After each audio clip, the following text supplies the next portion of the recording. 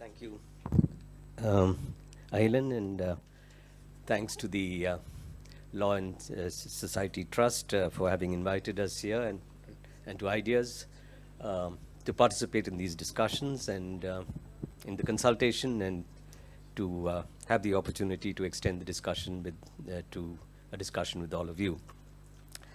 Uh, for an outsider coming into Sri Lanka now, having read about all of what had happened in terms of the protests, before the protests, the misery, the suffering, the difficulties, the protest, um, and then the long period of waiting after a government shift for actually some sign of resolution, there seems to be a sort of lull, a feeling that aha, we've gone one step further. In some sense, we've managed something, and even the government is trying to present it as if signing this agreement with the International Monetary Fund is the beginning of a transition away from all of the difficulties which the accumulation of debt had created, accumulation of debt which had proved difficult to repay, resulting in the default in the April of 22. Now, I really want to very briefly look at whether there is cause enough at the current moment to, in some sense, hold back, to sit back, to think that now we will let the system and those who govern resolve the problems which the country faces, or if experience is any indication, are we really now in a long haul of struggle, which actually is going to necessitate possibly significant multiple rounds of protest and resistance in the days to come. Now, the reason I think we should think of this is that we should begin by being clear about. Yes, sorry. Oh, is this okay? Yeah.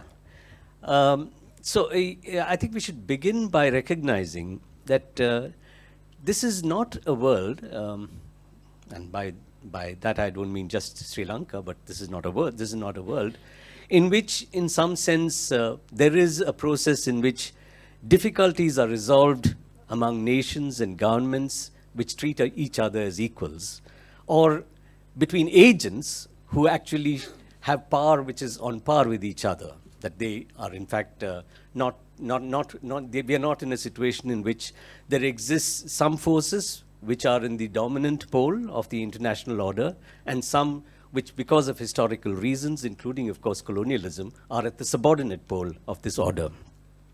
Now, once we recognize that, we then need to say that if we actually look at this whole discussion, this whole debate which has occurred in recent times, which is not just a Sri Lankan problem, we know that there is that debt is not something new for countries which have been at this subordinate pole or the losing end of global exchange, whether it is in terms of flows of capital or flows of goods and services. Debt has been a problem which has persisted. And of course, we had debt also in the developed industrial countries, but in particular, the kind of debt difficulties which have plagued the world have been something which has lasted virtually right through the period in which capitalist development produced inequalities worldwide. So then we should ask the question, is there something different in today's situation from one in which we've had large volumes of debt, particularly large volumes of debt which got accumulated in oil importing developing countries in the period after the 1970s, when we had two oil shocks and oil prices went up by more than 150%, resulting in a situation where suddenly countries found that in order to be able to meet even the minimum demands that they had in terms of energy consumption relative to the developed world, they had to outlay much larger volumes of foreign exchange, which required them to go and borrow. And therefore, we began to see a certain acceleration in the accumulation of debt in the South, or the global South, or in the subordinate pole of the international order. So it's not really, we're not merely asking the question of whether there is something specific in the current conjuncture which is relative to, let's say, the history of an unequal world order as it evolved in the period since the Industrial Revolution. But we are also asking the question, is there something which is different today from the kind of problems which began to accumulate starting from the 1970s, in particular with the debt crisis in Latin America in the 1980s, which led up to what people said were the lost decades in Latin America, that development in some sense got completely held back in those countries with obvious implications for living standards of those who were without power within the domestic system. Now, in fact, there is a difference today. And the difference partly is, of course, reflected in the high degree of synchronization of the debt crisis. It's not Sri Lanka, it's Zambia, it's Chad, it's Ghana, it's Bolivia. I mean, there are so many countries now which are either debt stressed. We're talking about, something like 40, 50 countries across the world which are either debt stressed or on the verge of default or have defaulted on their debt. So this is not something, there's Pakistan, there's so many countries. So one aspect is, of course, that there seems to be a substantial degree of synchronization of the current crisis across the developing world. And part of the reason for that synchronization, of course, was the fact that the old problem exists, that is the absence of adequate diversification, economic diversification in these countries, basically meant that they couldn't earn too much from exports of their commodities and services. On the other hand, they had to be dependent on imports for a large volume of the commodities which they used in production and consumption. So you were import dependent because you didn't have diversification. You were not able to earn enough from exports, again, because of the absence of economic diversification. So it has been the case that therefore there's been a tendency for debt to accumulate. But there were barriers to the level of accumulation of debt. And in particular, the barrier which operated till the 1980s or so was the fact that you actually had flow of foreign capital, either in the form of foreign investment or in the form of debt. But all of that debt essentially came through what's called the development aid network. It was either bilateral debt given by governments to governments in third world countries, or it was multilateral debt which came through agencies like the World Bank, the Asian Development Bank, etc. There was no private operator, with just a few exceptions, in terms of countries like South Korea, which had the benefit of an implicit sovereign guarantee of the United States because its development began under US occupation after the war with Japan. But other than for a very few, very, very rare examples, you didn't have the private sector providing any credit to developing countries because these countries were considered to be too risky. They were too risky because they were economically weak and therefore they might not be able to generate the surpluses to repay debt. They were too risky because of the fact that their currencies were extremely weak, and you can have a sudden depreciation of a currency, which meant that the burden in terms of local currency of repaying debt in foreign currency would keep on increasing, not because you're borrowing more, but even just because of the fact that what you borrowed more, you need more, let us say, rupees, in order to be able to service that dollar debt because of the depreciation of the rupee, whether it's the Sri Lankan rupee or the Indian rupee or whatever. So and finally, of course, there was this perception of a high degree of political risk that these countries were politically unstable because they were poor, and therefore there was dissent, there was civil strife which was periodically coming to the surface, and therefore you never know. You might get a government which comes up and says, listen, the previous government had borrowed all this money. We think that this is odious debt, and we don't see why we should be repaying you. So because of this perception of a high degree of risk of different kinds, the private capital market till the 1980s was unwilling to actually lend to or invest in instruments which were issued by developing countries. They were not even willing to do it, even if you provided them with what's called a risk premium, where you offered them a higher interest rate, because virtually the perception seems to be that there is no premium which can actually manage to insure you against the kind of risk that you had when you lend to developing countries. Now, compared to that, if we look at the kind of debt which we are speaking of today, this synchronized crisis across the world, including, of course, in Sri Lanka, we know that a significant chunk of this debt comes from the private sector. It not merely comes from the commercial banks, the international commercial banking system, all of which started in the period after the 1970s, really, in 1980s, in fact, was when it accelerated. It also comes more recently in the form of the issue of sovereign bonds. governments issued large volumes of sovereign bonds, not just in Sri Lanka, but in many other developing countries. Now, this tendency to borrow from the private market obviously gained some momentum in recent years for one major reason, and that major reason is a supply side push of private capital into the developing world. Why was there a supply side push? There was a supply side push because of the fact that after the 2008 crisis, no rules apply to developed industrial country governments and developed industry country firms. So after the 2008 crisis, in countries which had always prescribed that you should only rely on the market and the state should not intervene too much, you had governments coming out and bailing out the financial system with large infusion of liquidity, both in terms of fiscal spending or government spending, but also in terms of the central bank taking over assets, toxic assets which were worthless in the hands of the banks, and providing them capital at par value as far as those bonds were concerned. So you actually had this huge infusion of liquidity, and this infusion of liquidity was occurring in a context in which those countries were actually going through the Great Recession, because that financial crisis, that North Atlantic financial crisis, precipitated a recession in those countries which lasted, well, more than a decade, and it was only just about beginning to sort of show some signs of recovery when we've been seeing the more recent trends in terms of inflation and rise in interest rates. So therefore, when you had this infusion of liquidity in a context in which the developed world is in recession, you needed to find new targets to lend to and invest in. And therefore, you not only had overcome, as a result of the surpluses which accumulated in the 1970s and 80s, partly because of the oil countries' surpluses being invested in the international banks, you now had a huge amount of surplus, which was virtually because, let's say, a country like the United States was pretending as if it had no budget constraint, and it was just treating what one leading economist said, was exploiting the fact that it had a mint in its backyard, because it could print dollars and spend dollars because anybody was willing to hold dollars, because the dollar is considered as good as gold in the current international order. That is the principal reserve currency.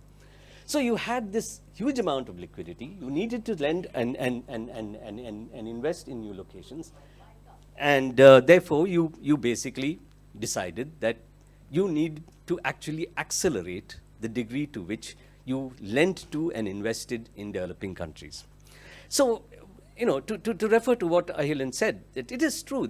It's not that there are governments in developing countries which are not profligate, which don't have a tendency to spend on prestige projects and so on. But the reason they can do it is because of the fact that the old barriers which existed before the 1980s don't exist in terms of the access to global finance. And more recently, the amount of global finance which was available at extremely low, thank you, at extremely low interest rates was huge. And therefore, country after country, when faced with difficulties in the balance of payments, began to borrow, and borrow in excess, if you want to call it that, and therefore got into a situation where the weakness on their balance of payments in terms of the inability to be able to generate the surpluses after their foreign exchange expenditures for imports, to be able to use that foreign exchange to repay debt, pay the interest and amortization on the debt that you take on, was actually under threat. Now, it was in that context that we saw the world being subjected to partly, they're not completely exogenous, because after all, you can't say that the COVID pandemic was completely exogenous. It also reflects the failure of the public health system globally. But the point is, we had the pandemic, which destroyed the foreign exchange earning capabilities. Tourism was destroyed. Export earnings were gone. Transportation, global transportation was at a standstill. So you actually could not earn money through exports. But that doesn't mean you have to reduce imports to zero, because some countries were dependent on food. Most countries were dependent on fuel. So you could actually have a crisis where you have a shortage of food and fuel, but to the extent that you could get access to it, you did spend on that in foreign exchange. And then, of course, came the war in Ukraine. And it was not the war in Ukraine which led to a shortage of food and fuel, which resulted in an increase in prices. Sensing that the war in Ukraine can be used as the basis for a speculative boom, Speculators in global markets, large transnational corporations which operate in these markets, and firms like, Glencore and others, speculated on the supply of these commodities, food and fuel, resulting in a sharp increase in prices, so that you were paying more even for the less that you were importing in the new context. And then we had, therefore, a situation in which this crisis was quite significant. You had to pay more for importing less. You were not earning any foreign exchange. You had built up this debt during a period in which interest rates were near zero, but capital was easily available. So you said, listen, if I can borrow at very low interest rates, what's wrong? Let me borrow at those low interest rates, undertake expenditures, generate growth. Some governments might have done it because they were corrupt, because they were profligate, whatever it is. But here was an opportunity. Who wouldn't use an opportunity? It was an opportunity created by global finance. So, so this has resulted in a situation where we ended up with, as I said, a synchronized crisis, because the shocks were global. The COVID pandemic was global. The effects of food and fuel price increases as a result of the Ukraine war was global. And therefore, you actually had not merely the global inequalities of countries located, affecting countries located at the subordinate pole of an unequal international order, you also had the situation that they were subjected to these shocks in a context in which they had borrowed large amounts because of the fact that there was this, the world was awash with liquidity, as people kept saying, at extremely low interest rates. Now, just to end, but so we therefore know that these countries now have three kinds of debt. They have debt which, like in the old days, comes from the multilateral system, from the World Bank, the ADB, etc. They have debt which comes bilaterally. Of course, the structure of that has changed because the old bilateral lenders, the old imperial powers, actually are suffering from aid fatigue and not doing very well. So increasingly, it's a rising country, namely China, which has been providing a significant amount of bilateral lending. And finally, of course, there's this large volume of private loans which have accumulated in the balance sheet. Now, if you look at that, and that's what underlies the crisis, where does the IMF enter the picture? I mean, why are we all talking about the IMF, waiting for an IMF loan, thinking that if the IMF comes, we've resolved our problem and we're going to go ahead? There must be some reason. In this unequal political economy, what's the role of this IMF? What has it given Sri Lanka? It's given Sri Lanka $2.9 billion over about 48-month period, isn't it? Yeah. And at an interest rate, as I mentioned, which is almost commercial. And you're talking about a country which has 50 billion or more of debt. So it's not giving you cheap money in large volumes to resolve your debt crisis. It's giving you a little pittance. What does it make you do to give you that little pittance? Firstly, it makes you wait. And what's the excuse to wait? I'm not going to give you this $2.9 billion unless all your other lenders agree to terms which we are going to set in terms of being able to resolve the debt problem which you face with them. So you must come to some kind of a restructuring agreement or arrangement with bilateral creditors, with multilateral creditors. Of course, you can't do it to start with private creditors. So let's leave the private creditors out. But at least, China is being intransigent. It's not actually giving assurances that it will actually restructure debt and make it easy for you to repay. So that's the excuse which is given for the delay. But during this period of delay, what do we observe? That this entity, which actually is not an entity which is going to be the principal factor resolving your debt crisis in terms of access to finance, determines the policies that you're going to adopt. It's not merely that you say you go and restructure your debt, you say that you increase the prices of fuel.